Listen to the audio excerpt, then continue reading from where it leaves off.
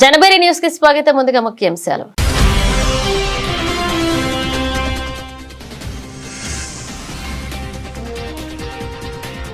సామాన్యుడికి ఉపయోగపడేలా అంతరిక్ష సాంకేతిక స్పేస్ స్టార్టప్లకు ప్రధాని మోదీ దిశానిర్దేశం.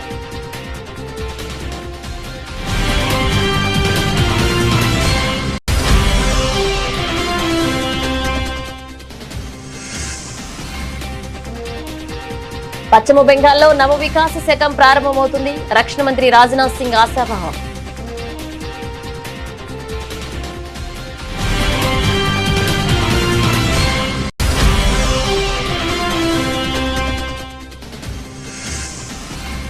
ఆగస్టు 23 భారతావనికి అత్యంత చారిత్రాత్మక దినం. జాతీయ అంతరిక్ష దినోత్సవ వేడుకల్లో ఇస్రో చైర్మన్ వెల్లడి.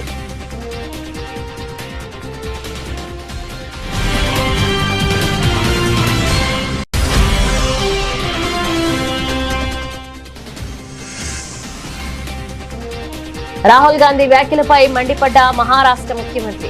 కాంగ్రెస్ ది ద్వంద్వ నీతి అంటూ కూడా ధ్వజం.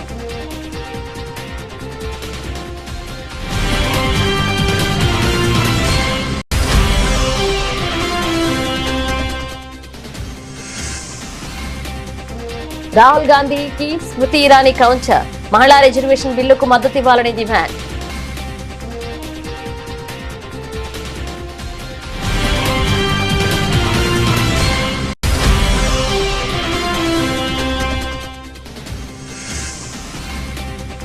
గ్రామ ప్రజలకు రవాణా కష్టాలకు చెక్. ముత్తన్కుళంలో కొత్త బస్సు సర్వీస్ ప్రారంభించిన మంత్రి నిర్మల్ కుమార్.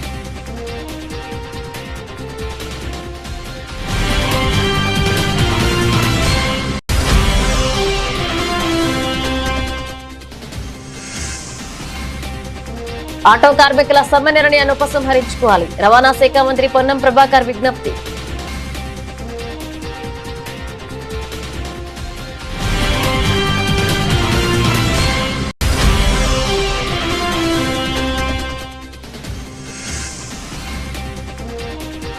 వైసీపీ సింగిల్ గానే పోటీ చేస్తుంది. కూటమికి మాజీ మంత్రి గుడివాడ అమర్నాథ్ సవాల్.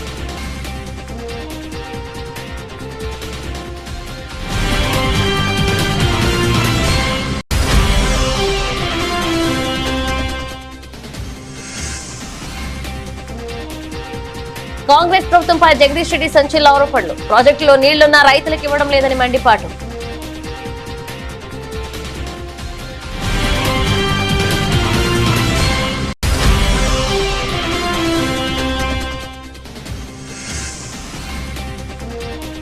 రాష్ట్రంలో హిట్లర్ గడాఫీలను మించిన నియంత పాలన.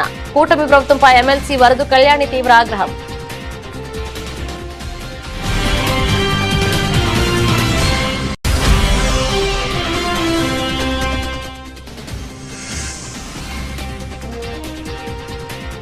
పడిక్కల్ గిల్ హాఫ్ సెంచరీలు.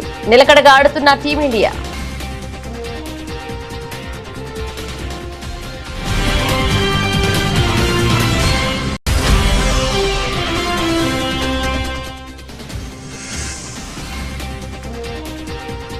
అంతర్జాతీయ భౌగోళిక ఉద్రిక్తతల ప్రభావం. భారీగా పెరిగిన బంగారం వెండి ధరలు.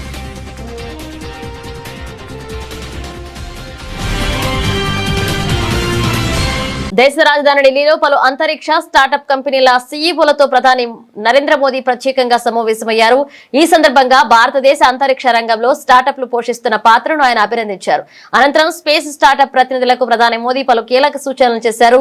నూతన ఆవిష్కరణలపై దృష్టి సారించి అంతరిక్ష సాంకేతిక పరిజ్ఞానాన్ని కేవలం ప్రయోగాలకే పరిమితం చేయకుండా అన్వేషణలు సాగించాలని కోరారు. ముఖ్యంగా ప్రజల దైనందిన జీవితాలను మరింత సులభతరం చేసేందుకు ఈ స్పేస్ టెక్నాలజీని ఏ విధంగా ఉపయోగించుకోవచ్చో ఆలోచించాలని ప్రధాని మోదీ ఈ సందర్భంగా వారికి దిశానిర్దేశం చేశారు.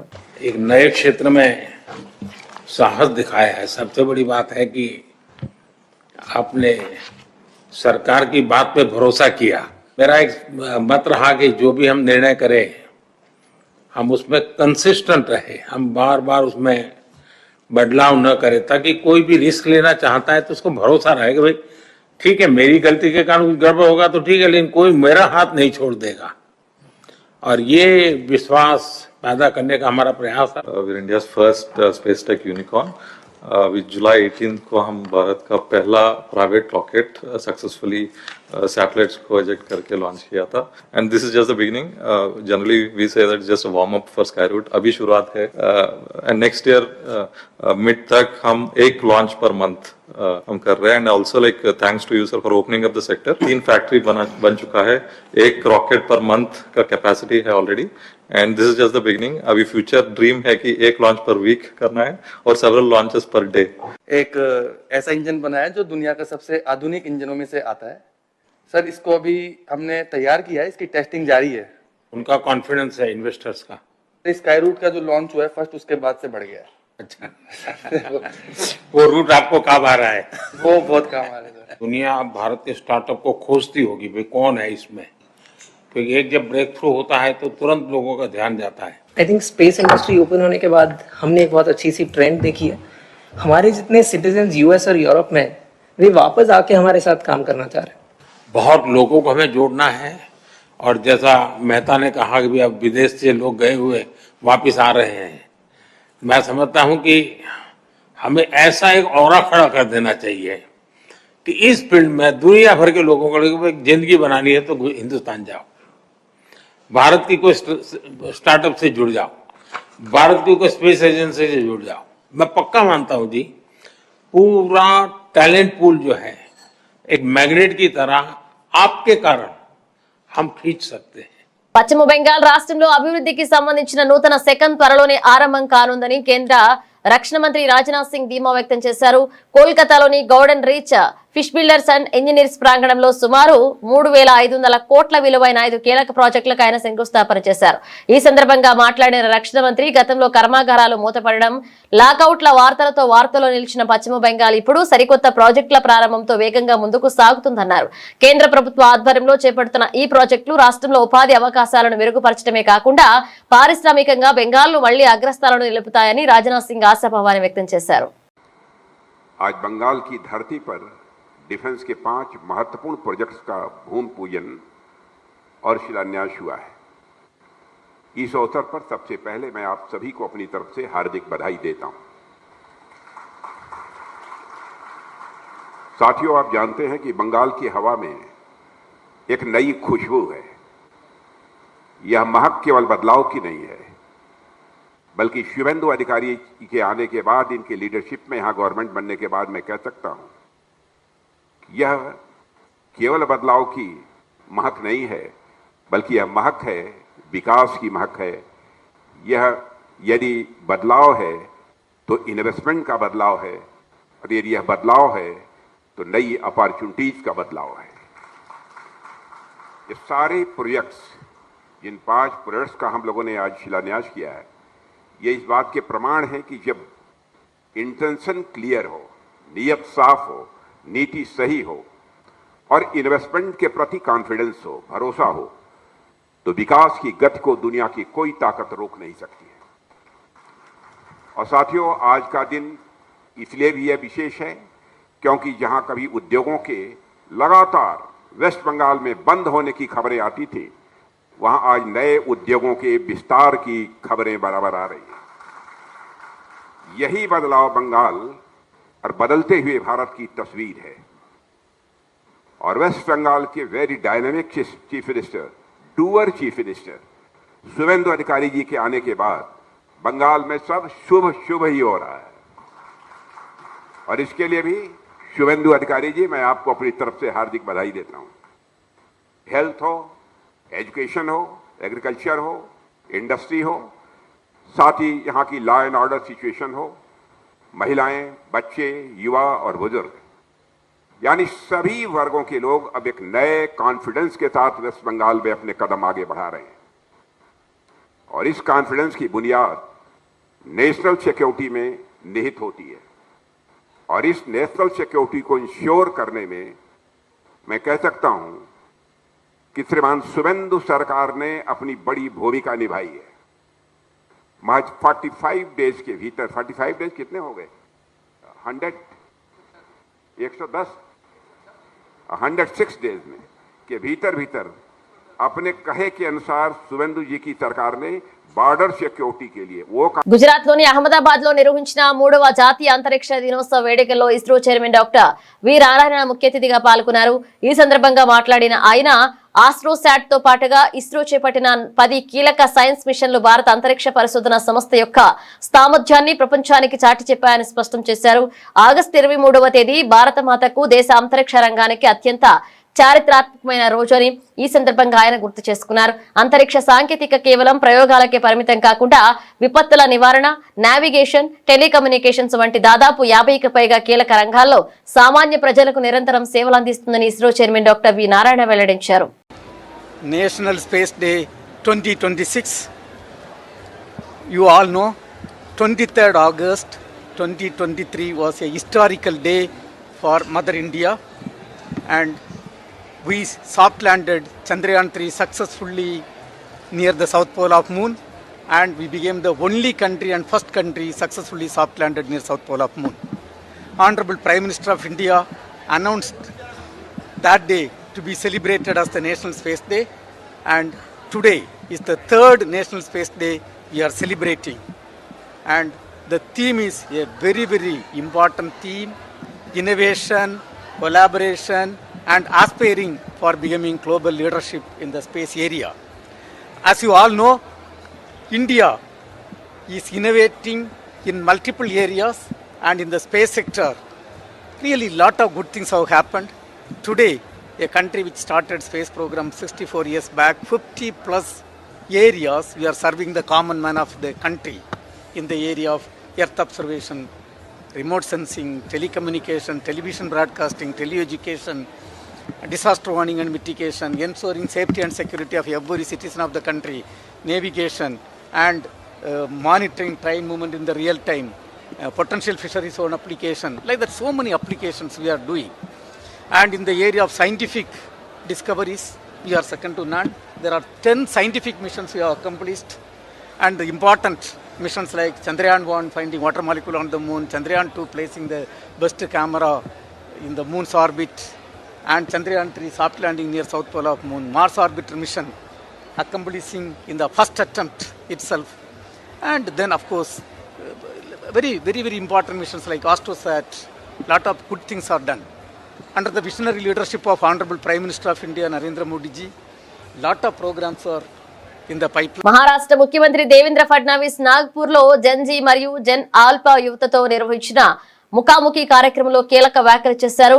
ఈ కార్యక్రమానికి ఎలాంటి నగదు చెల్లింపులు లేకుండా దాదాపు 1.25 లక్షల మంది యువత స్వచ్ఛందంగా తరలివచ్చి సరికొత్త ప్రపంచ రికార్డును సృష్టించారని ఆయన తెలిపారు. యువతకు ఎంతో సమాచారంగా ఉపయోగకరంగా ఈ కార్యక్రమం సాగిందని పేర్కొన్నారు. ఇదే సమయంలో కాంగ్రెస్ నేత రాహుల్ గాంధీ వైఖరిపై ఫడ్నవీస్ తీవ్రస్థాయిలో విమర్శలు గుప్పించారు. ఒకవైపు మహిళా రిజర్వేషన్ బిల్లును వ్యతిరేకిస్తూ మరోవైపు మహిళా సాధికారత గురించి మాట్లాడడం రాహుల్ గాంధీ యొక్క ద్వంద్వ నీతికి నిదర్శనమని మండిపడ్డారు. కాంగ్రెస్ పార్టీ నాయకుల మాటలకు చేతలకు పొంతన ఉండదు అని ఈ సందర్భంగా ఫడ్నవీస్ తీవ్రంగా ధ్వజమెత్తారు. आपने आज देखा होगा महाराष्ट्र की जो जेनजी, महाराष्ट्र के जो युवा आज इस मैदान पर थे. 25,000 लोग, कोई गाड़ियां नहीं लगाई गई, किसी को पैसा नहीं दिया गया, सारे के सारे लोग ऑर्गेनिकली यहाँ पर आए. कुल 1.25 लाख लोगों ने इस कार्यक्रम में सहभागिता दी, और विशेष रूप से महाराष्ट्र की जो परंपरा है ढोल, इस ढोल को जो 585 ध्वजधारक है उनकी टीम्स ने सहभागिता लेकर एक नया वर्ल्ड रिकॉर्ड आज यहाँ पर तैयार किया है. और शिक्षा हो, कौशल्य हो, स्टार्टअप हो, स्पोर्ट्स हो, कला हो, हर चीज़ में एक बड़ी सहभागिता, हमारे जेनजी की दिशा क्या है ये दिखाने वाला ये कार्यक्रम था. जहाँ तक राहुल गांधी का सवाल है, स्टेज पर आकर तो उन्होंने महिला अधिकारिता की बात कही, लेकिन महिलाओं को अधिकारिता देने का सबसे क्रांतिकारी कदम महिला आरक्षण बिल है, जिसको राहुल गांधी विरोध कर रहे, जिसके खिलाफ वोट कर रहे, महिलाओं को अधिकार देना नहीं चाहते. मैं ऐसा मानता हूं खाने के दांत अलग है, दिखाने के दांत अलग है। కాంగ్రెస్ నేత రాహుల్ గాంధీ వ్యాఖ్యలపై బీజేపీ జాతీయ ప్రధాన కార్యదర్శి స్మృతి ఇరానీ తీవ్రస్థాయిలో విరుచుకుపడ్డారు.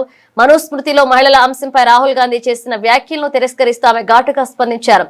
రాహుల్ గాంధీకి నిజంగానే మహిళల పట్ల ఆందోళన, గౌరవం ఉంటే పార్లమెంట్ లో మహిళా రిజర్వేషన్ బిల్లుకు పూర్తి స్థాయిలో మద్దతు ఇవ్వాలని డిమాండ్ చేశారు. అంతేకాకుండా దుర్గామాత విశిష్టతను తెలిపే వందే మాతరం గేయాన్ని రాహుల్ గాంధీ బహిరంగంగా ఆలపించి తన నిబద్ధతను చాటుకోవాలని సవాల్ విసిరారు. దేశాభివృద్ధికి, సంక్షేమానికి ప్రధాని నరేంద్ర మోదీ తీసుకుంటున్న నిర్ణయాలకు కాంగ్రెస్ నాయకత్వం సహకరించాలని స్మృతి ఇరానీ అన్నారు. పూణేలో నిర్వహించిన కార్యక్రమంలో కాంగ్రెస్ నేతలు ఉద్దేశపూర్వకంగానే హిందూ భావాజలాన్ని, సామస్కృతిని లక్ష్యంగా చేసుకుని విమర్శలు చేశారని ఆమె ఆగ్రహాన్ని వ్యక్తం చేశారు. चूंकि कांग्रेस पार्टी के एक अहम नेता ने महिलाओं के नेतृत्व के समर्थन की बात की है, मैं उनसे कहना चाहती हूं विनम्रता पूर्वक, कृपया प्रधानमंत्री जी की इस मुहिम को कि देश की महिलाओं को संसद में नेतृत्व करने के लिए 33% आरक्षण का बिल त्वरित रूप से लागू हो, इस प्रयास में प्रधानमंत्री जी का सहयोग करें। मैं ये भी जानती हूं कि कल कांग्रेस के उस नेता के मंच पर हिंदू धर्म को लेकर बातें हुई।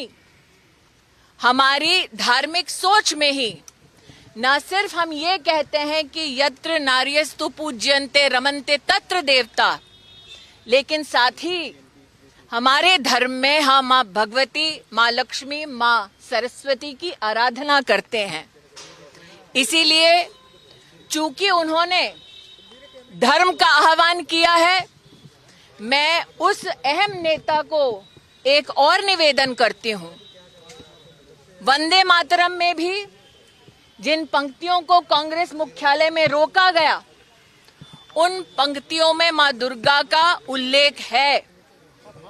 जिस दुर्गा स्वरूपा को हम शक्ति के केंद्र की दृष्टि से उपासना करते हैं, उस दुर्गा मां का जय घोष, वंदे मातरम का पूरा मंचन, पूरा गायन कांग्रेस मुख्यालय में हो, ताकि महिलाओं के प्रति जो उन्होंने रुचि और रुझान दिखाया है, उसको वो कांग्रेस मुख्यालय और संसद में प्रधानमंत्री मोदी के 33% महिला आरक्षण बिल को त्वरित रूप से लागू करने के संकल्प के माध्यम से जो उन्होंने कहा कल अपने कार्यक्रम में, कांग्रेस के नेता अपने शब्दों को आकार दे सकते हैं, नरेंद्र मोदी के इस संकल्प को अपना सहयोग दे सकते हैं। మదురై జిల్లా ముత్తన్కుళం గ్రామ ప్రజల రవాణా సౌకర్యాన్ని మెరుగుపరిచే దిశగా తమిళనాడు ప్రభుత్వం కీలక అడుగు వేసింది. ముత్తన్కుళం గ్రామానికి నూతనంగా ఏర్పాటు చేసిన బస్సు సర్వీసును తమిళనాడు మంత్రి నిర్మల్ కుమార్ జెండా ఊపి ఘనంగా ప్రారంభించారు. ఈ సందర్భంగా మాట్లాడిన ఆయన గ్రామీణ ప్రాంత ప్రజలకు మెరుగైన ఉచిత సౌకర్యవంతమైన రవాణా వస్తువులను అందించడమే ప్రభుత్వ ముఖ్య ఉద్దేశమని స్పష్టం చేశారు. నూతన బస్సు సర్వీస్ అందుబాటులోకి రావడంతో విద్యార్థులు, వ్యాపారులు మరియు నిత్యం పట్టణాలకు ప్రయాణించే స్థానిక గ్రామస్తుల సుదీర్ఘకాల రవాణా సమస్యలకు పరిష్కారం లభించిందని, ఈ సేవలను ప్రజలంతా సద్వినియోగం చేసుకోవాలని ఆయన కోరారు. நம்ம கிராமத்துல திருப்பூர் உட்பட்ட கிராமம் தான். இந்த கிராமத்துல இது மாதிரி நிறைய கிராமங்கள் இருக்கு, நிறைய இடங்கள் இருக்கு. இது வரைக்கும் பஸ் வசதியே இல்லை. நான் கேள்விப்பட்டதுக்கு பஸ் வசதி இல்லாம 250 குடும்பத்துக்கு மேல வந்து இந்த கிராமத்தை வெளியே போயிட்டாங்க கடந்த காலங்களில். ஸோ இதெல்லாம் ஐடென்டிஃபை பண்ணி எங்கெங்கெல்லாம் அவங்களுக்கு அடிப்படை வசதி, முதல்ல பஸ் இருந்தா தானே ஸ்கூலுக்கு போகணும், ஹாஸ்பிட்டல் போகணும், ஏதாவது அவசரத்துக்கு போகணும். எதுவுமே நீங்க இப்போ பகல்ல பாக்குறப்ப எப்படி இருக்கு, சாயந்தரம் 7 மணிக்கு மேல எந்த போக்குவரத்தும் இல்லாம எப்படி இவங்க வந்து ஒரு அவசரத்துக்கு போகணும், யாரை எதிர்பார்த்து போவாங்க, நடந்து போக முடியுமா, பிள்ளைங்க தனியாக நடந்து போக முடியுமா, குழந்தைங்க நடந்து போக முடியுமா, பள்ளிக்கூடம் அதாவது பெரும்பாலானவங்க பிள்ளைகள்லாம் வந்து குழந்தைகள், பெண் குழந்தைகள்லாம் வந்து 8வது மேல நிறைய பேர் படிப்பை நிப்பாட்டிப்பாங்க. ஏன்னா அவங்க வேலை ஸ்கூல்லவே நம்பி அனுப்ப முடியல, தனியாக அனுப்ப முடியல, லேட்டாகுது, வேற ஊர் ஸ்கூல் இருக்கு, கவர்மெண்ட் பஸ் தான் நம்பி அனுப்பலாம், வேற எப்படி பிரைவேட் டிரான்ஸ்போர்ட் எப்படி நம்பி அனுப்புறது. இந்த மாதிரி போக்குவரத்து வசதி இல்லாமல் பல பேர் வந்து நம்ம ஏற்கனவே போன 2 வாரத்துக்கு முன்னாடி இன்னொரு கிராமத்தில் நம்ம பஸ் வசதி ஏற்படுத்தணும். இந்த மாதிரி இதுல படிப்பே நிப்பாட்டிருக்காங்க. இங்க 250 ఆటో కార్మికుల సమస్యలు పరిష్కరిస్తామని, ఆటో కార్మికులు సమ్మె నిర్ణయాన్ని వెనక్కి తీసుకోవాలని రాష్ట్ర రవాణా, బీసీ సంక్షేమ శాఖ మంత్రి పొన్నం ప్రభాకర్ విజ్ఞప్తి చేశారు. సిద్దిపేట జిల్లా కోహెడ మండలం శనిగరంలో పర్యటిస్తున్న మంత్రి ఆటో కార్మికుల సమ్మెపై మీడియాతో మాట్లాడారు. ఆటో కార్మికుల కోసం సంక్షేమ బోర్డు ఏర్పాటు చేస్తున్నామని, ఆటో కార్మికుల సంక్షేమం కోసం సంక్షేమ బోర్డు ఏర్పాటు చేయడానికి ప్రభుత్వం కట్టుబడి ఉంది అన్నారు. కేబినెట్ లో ఆటో కార్మికుల సంక్షేమ బోర్డు ఏర్పాటు చేయాలని నిర్ణయం తీసుకున్నామని మంత్రి పొన్నం తెలిపారు. హైదరాబాద్ లో దశల వారీగా పెట్రోల్, డీజిల్, గ్యాస్ ఆటోల స్థానంలో ఎలక్ట్రిక్ ఆటోలను ప్రోత్సహించడమే ప్రభుత్వ లక్ష్యమని స్పష్టం చేశారు. ఇక 2012 తర్వాత ఆటో ఛార్జీలను పెంచలేదని, పెరిగిన పెట్రోల్, డీజిల్ ధరలు, వాహనాల ధరలు, నిర్వహణ ఖర్చులను పరిగణలోకి తీసుకుని ఆటో ఛార్జీల పెంపుపై ప్రత్యేక కమిటీ ఏర్పాటు చేస్తామన్నారు. నేను రవాణా శాఖ మంత్రిని. తెలంగాణలో ఆటో కార్మికులు సమ్మెకు పిలిపించారు. నేను ఎందుకంటే హైదరాబాద్లో లేను కాబట్టి నేను ఆ సంఘాలకు నేరుగా వ్యక్తిగతంగా విజ్ఞప్తి చేస్తున్నట్టే భావించండి.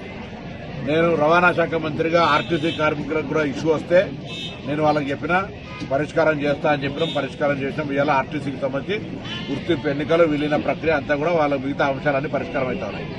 ఆటో కార్మికులకు సంబంధించి కూడా వాళ్ళు న్యాయమైన కోరికలు కోరుతారు. 2012 నుంచి మీటర్ ఛార్జీలు పెంచలేదని తప్పకుండా దానికి ఒక కమిటీ వేసి ఆ ఆటో ఛార్జీలు పెంచడానికి సంబంధించినటువంటి కమిటీ నివేదికకు అనుగుణంగా మీ ప్రతినిధులు వెళ్లి వాళ్ళను కలిసి మీ యొక్క ఏవైతే అంశాలు ఉన్నాయో, డీజిల్ రేటు పెరిగినా, వాహనం రేటు పెరిగినా, అటువంటి అన్ని అంశాలను వివరించండి. లేబర్ శాఖ అదేవిధంగా రెవెన్యూ శాఖకు సంబంధించినటువంటి వాళ్ళతో అందరితో కలిపి ఒక కమిటీ వేస్తాం. తొందరలోనే ఆ కమిటీ వేసి ఆ యొక్క 2012 తర్వాత పెరిగినటువంటి ఛార్జీలను పెంచుతాం. ఎంత అనేటువంటిది మనం సమిష్టిగా నిర్ణయం చేద్దామనే మాట మనం చేస్తాం. రెండవది సంక్షేమ బోర్డు అడుగుతా ఉన్నారు. లేబర్ సంక్షేమ బోర్డు కావాలంటే కార్మికుల పక్షాన సెస్ వసూలు కావాల్సి వస్తుంది. దానికి కూడా నేను అన్ని సంఘాలను కోరినా సంక్షేమ బోర్డు వేయడానికి కూడా కేబినెట్ అనుమతి ఇచ్చింది. దానికి సంబంధించిన విధి విధానాలు చేసుకోవడమే కాబట్టి ఆ సంక్షేమ బోర్డు కూడా వేస్తామనేటువంటి మాట నేను ఈ సందర్భంగా కోరుతాను. ఇది కాక ఆటో కార్మికుల సంక్షేమం దృష్టిలో పెట్టుకుని వాళ్ళ దగ్గర అంత ఆర్థికంగా ఉండదని హైదరాబాద్ లో 1,50,000 రూపాయలతోటి ఎలక్ట్రిసిటీ ఆటోలు కొనుక్కోవడానికి కానీ లేదా ఈవీ ఆటోలుగా రెట్రోఫిట్మెంట్ అంటే పెట్రోల్ డీజిల్ ఆటోలు లేకుండా ఉండడం కొరకు వాటిని ఈ విధంగా మారుస్తా ఉన్నాం. అది కాక స్క్రాప్ చేసుకుంటే కూడా కొత్త ఆటో కొనుక్కోవడానికి సహకారం చేస్తా ఉన్నాం.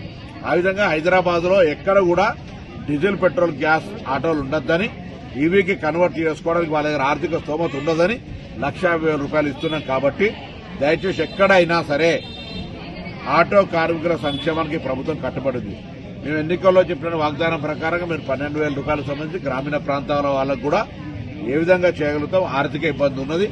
మీ అందరూ కూడా గ్రామీణ ప్రాంతాల్లో రవాణా సరఫరాకు సంబంధించి కష్టపడేటువంటి వాళ్ళు. ఇక రాష్ట్రంలో రాబోయే స్థానిక సంస్థల ఎన్నికల పొత్తులపై మాజీ మంత్రి వైఎస్ఆర్సీపీ నేత గుడివాడ అమర్నాథ్ కీలక వ్యాఖ్యలు చేశారు. వైఎస్ఆర్ కాంగ్రెస్ పార్టీ ఎప్పటికీ సింగిల్ గానే పోటీ చేస్తుందని స్పష్టం చేశారు. విలేకరులతో మాట్లాడిన ఆయన ప్రత్యర్థులు 3 కలిసి వచ్చినా లేక 300 మంది గుంపుగా వచ్చినా తమకు భయం లేదని, వైసీపీ ఒక్కటే బరిలో దిగుతుందన్నారు. ప్రత్యర్థి కూటమి ఎన్ని వాటాలు వేసుకుంటుందో, ఏ విధంగా సీట్లు పంచుకుంటుందో తమకు అవసరమని పేర్కొన్నారు. అనవసరమన్నారు. ఇక గ్రామ పంచాయతీ, వార్డు స్థాయి నుంచి మున్సిపాలిటీలు, కార్పొరేషన్ల వరకు ప్రతి చోట వైసీపీ ఒంటరిగానే పోటీ చేయడం తమ విధానం అంటూ గుడివాడ అమర్నాథ్ తేల్చి చెప్పారు. మాకేంటంటే మా పార్టీ స్టాండు మా నాయకుడు చాలా క్లియర్గా చెప్పారు. గెలుపోవటంతో సంబంధం లేదు, పోటీ అనేది యుద్ధం జరగాల్సిందే అనేటువంటిది వైఎస్ఆర్ కాంగ్రెస్ పార్టీ స్టాండ్. అది అవతలోడు 3 కలిసి వస్తారా, 30 మంది కలిసి వస్తారా, 300 మంది కలిసి వస్తారా అనేటువంటిది మాకు సంబంధం లేదు. ఎంత వాళ్ళు ఏంటంటే పంచుకుంటారో, ఎక్కడెక్కడ వాటాలు వేసుకుంటారో అనేటువంటిది మాకు సంబంధం లేదు. మేము సింగిల్గా వైఎస్ఆర్ కాంగ్రెస్ పార్టీ సింగిల్గా పోటీ చేస్తుంది. రాష్ట్రంలో ప్రతి పంచాయతీలో పోటీ చేస్తుంది, ప్రతి మున్సిపల్ కౌన్సిల్ సీట్ పోటీ చేస్తుంది, ప్రతి మున్సిపల్ కార్పొరేషన్ డివిజన్ పోటీ చేస్తుంది, పంచాయతీలో ప్రతి వార్డు మెంబర్ పోటీ చేస్తుంది. అది మా కెపాసిటీ. మేము ప్రభుత్వంలో ఉన్నప్పుడు చంద్రబాబు నాయుడు ఏ రకంగా తోకముడిచి మేము ఎన్నికల్లో పోటీ చేయమని చెప్పి ప్రజాస్వామ్య వ్యవస్థకి గౌరవం ఇవ్వకుండా తోకముడిచి పారిపోయాడో అటువంటి వ్యక్తిత్వం మా నాయకుడిది కాదు. గెలుపో ఓటమో విజయమో వీరస్వర్గమో యుద్ధం జరగాల్సిందే, అది జరిగి తీరుతుంది. Thank you. రాష్ట్రంలోని ప్రాజెక్టుల్లో పుష్కలంగా నీరు ఉన్నప్పటికీ కాంగ్రెస్ ప్రభుత్వం రైతులకు సాగునీరు విడుదల చేయడం లేదని బీఆర్ఎస్ నేత మాజీ మంత్రి జగదీష్ రెడ్డి తీవ్రస్థాయిలో ధ్వజమెత్తారు. ప్రభుత్వం ఒక భారీ కుట్ర ప్రకారమే రైతులను ఎండబెడుతోందని ఆయన ఆరోపించారు. మీడియాతో మాట్లాడిన జగదీష్ రెడ్డి రైతులకు సాగునీరు అందిస్తే నిరంతర విద్యుత్తో పాటుగా యూరియా, DAP వంటి ఎరువులను సరఫరా చేయాల్సి వస్తుందని పేర్కొన్నారు. అంతేకాకుండా పంట పండిన తర్వాత ప్రభుత్వం చెప్పిన బోనస్ ఇచ్చి ధాన్యం కొనుగోలు చేయాల్సి వస్తుందనే భయంతోనే రేవంత్ రెడ్డి సర్కార్ ఈ దారుణానికి ఒడిగట్టిందన్నారు. రైతుల సంక్షేమం పట్ల కాంగ్రెస్ ప్రభుత్వానికి చిత్తశుద్ధి లేదు అని, ఈ ఆర్థిక భారాన్ని తప్పించుకోవడానికే నీటిని విడుదల చేయకుండా రైతాంగాన్ని దగా చేస్తున్నారని జగదీష్ రెడ్డి తీవ్ర ఆగ్రహాన్ని వ్యక్తం చేశారు. చాలా మంది నన్ను ప్రశ్న వేస్తున్నారు, మరి ఎందుకు ఇస్తలేదు ప్రభుత్వం, ఎందుకు చేశారు, రైతుల మీద ఎందుకు కోపం, నీళ్లు ఉంటే నీళ్ళు ఇవ్వంటారు కదా వాళ్ళు మాట్లాడుతున్నారు. ఇస్తలేరు ఒక ప్రణాళిక ప్రకారమే. ప్రభుత్వం నిర్ణయం తీసుకొని ఒక కుట్రపూరితమైన నేరానికి పాల్పడుతుంది రైతాంగం పట్ల. ప్రాజెక్టులు నిండినా నీళ్ళు ఇవ్వద్దు, మనము నీళ్ళ గురించి వెళ్ళి మనం ఎవరం మాట్లాడొద్దు, మంత్రులు ఎవరం నీళ్ళ గురించి మాట్లాడొద్దు, బీఆర్ఎస్ వాళ్ళు మాట్లాడినా ఇంకోళ్ళు మాట్లాడినా మనం మాట్లాడొద్దు, కేవలం అధికారులతోనే మాట్లాడించి తప్పించుకుందామని చెప్పి ప్రభుత్వం నిర్ణయం చేసింది. ఎందుకు? నీళ్ళు ఇస్తే కరెంట్ అవసరం పెరుగుతుంది, మళ్ళీ కరెంట్ కొనాలి, అది కమిషనర్ రాని పంచాయతీ, కమిషనర్ రాని పని. దాంతోపాటు నీళ్ళు ఇస్తే వెంటనే ఎరువులు అడుగుతారు రైతులు. యూరియానే కాదు DAP కూడా ఇచ్చే పరిస్థితిలో లేదు ఇవాళ ఈ ప్రభుత్వం. ఎరువులు అడుగుతారు, ఎరువుల గురించి గొడవ మొదలు పెడతారు. ఎరువులు ఇస్తే పంటలు ఎక్కువ పండుతాయి, పంటలు పండితే కొనడానికి ఒక సమస్య, పంటలు పండితే కొనడానికి ఒక సమస్య, కొంటే బోనస్ ఇవ్వాలి. ఇది ప్రభుత్వం యొక్క ఉద్దేశం. ఇన్ని చోట్ల ప్రజలతో ఎందుకు, ఒకటే కాడ ఎగ్గొట్టేసేస్తే తిట్టుకొని పోతారు కదా, మనకి ఏమైతుంది, మన ప్రభుత్వం మననైతే ఇప్పుడు పీకేయలేరుగా మన ప్రభుత్వాన్ని. ఇది ప్రభుత్వం యొక్క దుర్మార్గమైన ఆలోచన. ఒకవైపు రైతు బంధు ఎగ్గొడుతున్నారు, ఏడాదికి ఒక్కటి ఇచ్చుకుంటూ వస్తున్నారు, బోనస్ పేరు మీద మోసం చేసిండ్రు, ఎరువులు ఇవ్వకుండా ఆపే ప్రయత్నం చేసిండ్రు. చివరికి ఇవాళ వచ్చిన నీళ్లను ఎల్నినో పేరు మీద ఒక దుర్మార్గమైన ప్రచారం చేస్తూ అధికారులకు బాధ్యతలు ఇచ్చి అధికారుల మీద ఒత్తిడి పెట్టి ప్రతిరోజు పైనుంచి ఉన్నతాధికారులు, చీఫ్ సెక్రటరీ కావచ్చు, ఇతర కార్యదర్శులు ప్రతిరోజు టెలికాన్ఫరెన్స్ పెట్టి మొత్తం జిల్లా స్థాయి అధికారులను నిద్ర పట్టకుండా చేస్తున్నారు. వరి వేయనీయొద్దు, మీరు పంటలు పెట్టకుండా చూడండి. ఇంత ద్రోహం, ఇంత దుర్మార్గమైన ప్రభుత్వం ఎక్కడ ఉండదు ప్రపంచ చరిత్రలో. ఆఫీసర్లు చచ్చిపోతున్నారు కింద. అవి ఇప్పుడు ఎక్కడికి వచ్చింది? తప్పు నివేదికలు పంపిస్తున్నారు వీళ్ళ ఒత్తిడికి. ఒక్కొక్క ఏరియాలో ఒక్కొక్క జిల్లాలో వరి పంట ఎక్కువ పెట్టినా రాష్ట్రంలో ప్రస్తుతం హిట్లర్ గడాపి తరహా నియంత పాలన సాగుతుందని వైఎస్ఆర్సీపీ ఎమ్మెల్సీ వరదు కళ్యాణి తీవ్ర స్థాయిలో ధ్వజమెత్తారు. స్థానిక ఎమ్మెల్యే రాధాకృష్ణ కక్షపూరితంగా వ్యవహరిస్తూ మాజీ సర్పంచ్ లావణ్య ఇల్లు కూలగొట్టించారని ఆరోపించారు. ఈ సందర్భంగా మీడియాతో మాట్లాడిన వరదు కళ్యాణి వైఎస్ఆర్సీపీకి అభిమానులుగా ఉండడం, తెలుగుదేశం పార్టీలో చేరాలని ఒత్తిడి చేసినా వినకపోవడమే ఈ దౌర్జన్యానికి కారణమని మండిపడ్డారు. కూటమి ప్రభుత్వం సాగిస్తున్న ఈ రెడ్ బుక్ పాలనపై తీవ్ర ఆగ్రహాన్ని వ్యక్తం చేసిన ఆమె, రేపు జరగనున్న ప్రభుత్వం అధికారంలోకి రాగానే ప్రతి ఒక్క ఘటనకు వడ్డీతో సహా చెల్లిస్తామని తీవ్ర హెచ్చరికలు చేశారు. ఈరోజు రావడం జరిగింది. లావణ్య గారి ఇంటిని తెలుగుదేశం పార్టీ నాయకులు కక్షపూరితంగా రాజకీయ కక్షతో కూల్చేయడం జరిగింది. ఆమె ఇల్లుతో పాటు మొత్తం 4 ఇల్లులు వైఎస్ఆర్ కాంగ్రెస్ పార్టీ మద్దతుదారులైన ఈ ఇల్లులన్నింటినీ కూడా రాజకీయ కక్షతో అలైన్మెంట్ మార్చి మరీ కూల్చేశారు బుల్డోజర్స్తో. నిజంగా ఎంత దారుణంగా వీళ్ళు వ్యవహరిస్తున్నారో అర్థమవుతుంది. ఈ తణుకులో ఎలాంటి భయానక వాతావరణం ఉంది అనేది ఈ సంఘటనే మనకి ఉదాహరణ. నిజంగా లావణ్య గారితోని, ఆమె భర్త గారితోని, ఆ మిగతా ఇళ్ళ కుటుంబ సభ్యులతో మాట్లాడితే అసలు నిజంగా మనం ఆంధ్రప్రదేశ్లో ఉన్నామా లేదా తాలిబాన్లు పాలించిన ఆఫ్ఘనిస్తాన్లో ఉన్నామా అర్థం కాని పరిస్థితి. అంత దారుణంగా ఒక నిరంకుశ పాలన, నియంత పాలన ఈరోజు సాగుతూ ఉంది. అసలు ప్రజాస్వామ్యంలో ఉన్నామా లేదా అనే డౌట్ వచ్చే పరిస్థితి. హిట్లరు, గడాఫీ వాళ్ళు ఒక నియంతల్లా పాలించేవాళ్ళు కదా, అంతకంటే దారుణంగా ఈరోజు ఈ ఆంధ్రప్రదేశ్ రాష్ట్రంలో ఇక్కడ ఈ తెలుగుదేశం పార్టీ నాయకుల పాలన మనం చూస్తూ ఉన్నాం. ఎమ్మెల్యే గారు రాధాకృష్ణ గారు ఇంత కక్షపూరితంగా ఒక మాజీ సర్పంచ్ గారైన లావణ్య గారిని టార్గెట్ చేసి ఈ విధంగా చేయడం ఎంతవరకు సమంజసం? ఇంత కక్ష అవసరమా? ఇంత దౌర్జన్యమా? మనం ప్రజాస్వామ్యంలో లేమా? అసలు ఈ కుటుంబం, ఈ లావణ్య గారి కుటుంబం తీసుకుంటే కొన్ని దశాబ్దాలుగా రాజకీయాల్లో ఉన్నారు. వైఎస్ఆర్ కాంగ్రెస్ పార్టీకి కరడుగట్టిన మద్దతుదారులు, జగనన్నకు సైనికులు. వీళ్ళు చేసిన తప్పు ఏంటంటే తెలుగుదేశం పార్టీ కండువా వేసుకోపోవడం, వాళ్ళకి సపోర్ట్ చేయకపోవడం, వైఎస్ఆర్ కాంగ్రెస్ పార్టీకి సపోర్టర్స్గా ఉండడం. అది వీళ్ళు చేసిన తప్పు. అందుకు కక్షపూరితంగా ఈ విధంగా వ్యవహరిస్తూ ఉన్నారు.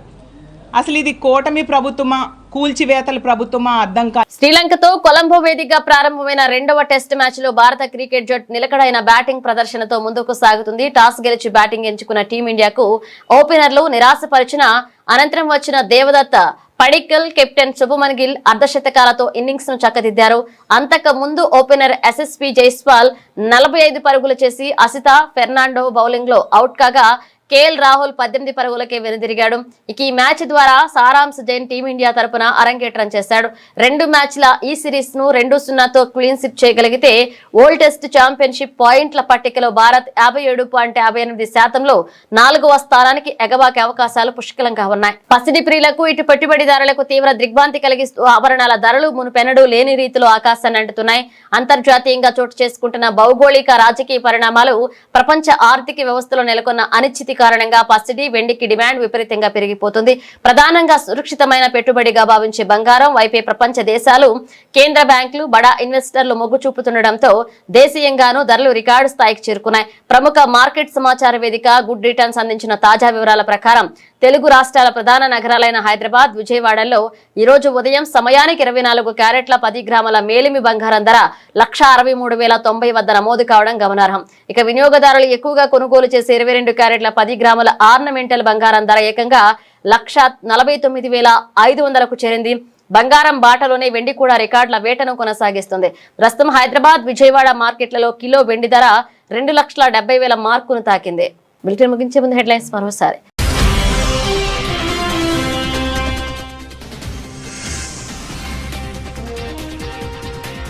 సామాన్యుడికి ఉపయోగపడేలా అంతరిక్ష సాంకేతిక, స్పేస్ స్టార్టప్లకు ప్రధాని మోదీ దిశానిర్దేశం.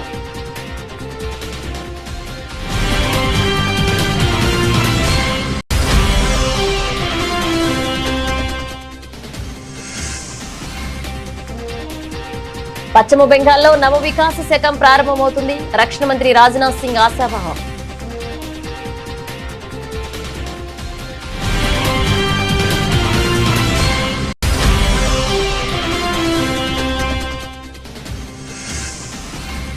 ఆగస్టు 23 భారతావనికి అత్యంత చారిత్రాత్మక దినం. జాతీయ అంతరిక్ష దినోత్సవ వేడుకల్లో ఇస్రో చైర్మన్ వెల్లడి.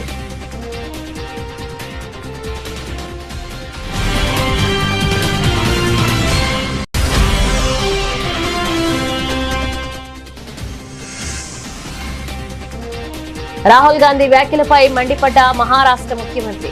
కాంగ్రెస్ ది ద్వంద్వ నీతి అంటూ కూడా ధ్వజం.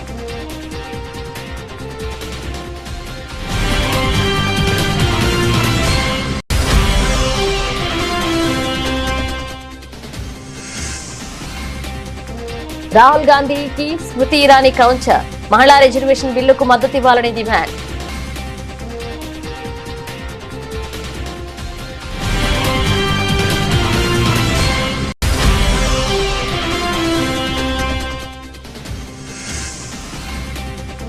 గ్రామ ప్రజలకు రవాణా కష్టాలకు చెక్. ముత్తన్కుళంలో కొత్త బస్సు సర్వీస్ ప్రారంభించిన మంత్రి నిర్మల్ కుమార్.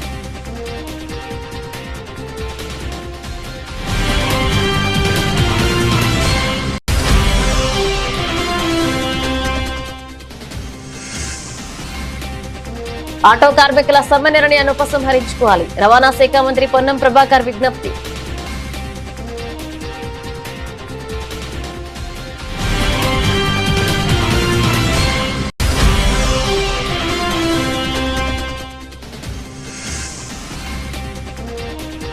వైసీపీ సింగిల్ గానే పోటీ చేస్తుంది. కూటమికి మాజీ మంత్రి గుడివాడ అమర్నాథ్ సవాల్.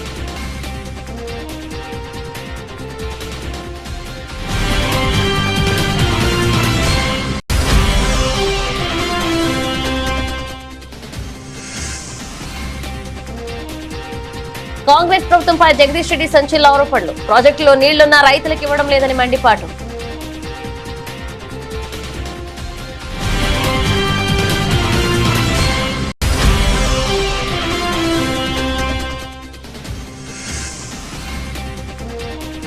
రాష్ట్రంలో హిట్లర్, గడాఫీలను మించిన నియంత పాలన. కూటమి ప్రభుత్వంపై ఎమ్మెల్సీ వరదు కళ్యాణి తీవ్ర ఆగ్రహం.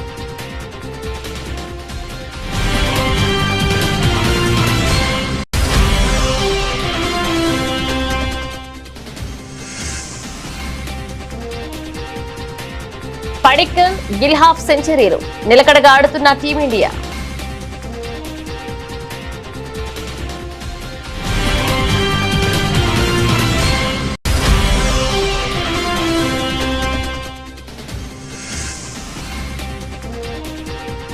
అంతర్జాతీయ భౌగోళిక ఉద్రిక్తతల ప్రభావం, భారీగా పెరిగిన బంగారం, వెండి ధరలు.